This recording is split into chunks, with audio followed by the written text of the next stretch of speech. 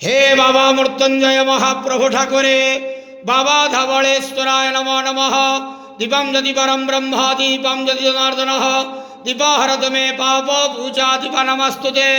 धवलेश्वर महाप्रभु संसार सुखी रखंतु। आज शुभ शनिवार रे समस्त श्रद्धालु भक्त मान को आश्रीपद करंतु। मनस्कामना पूर्ण करंतु। कर्म क्षेत्र उन्नति करंतु। ग्रहरिष्टमान खंडन करंतु। जगतर मंगल करंतु। विश्वर कल्याण करंतु। आपणकर नाम प्रकाश करंतु।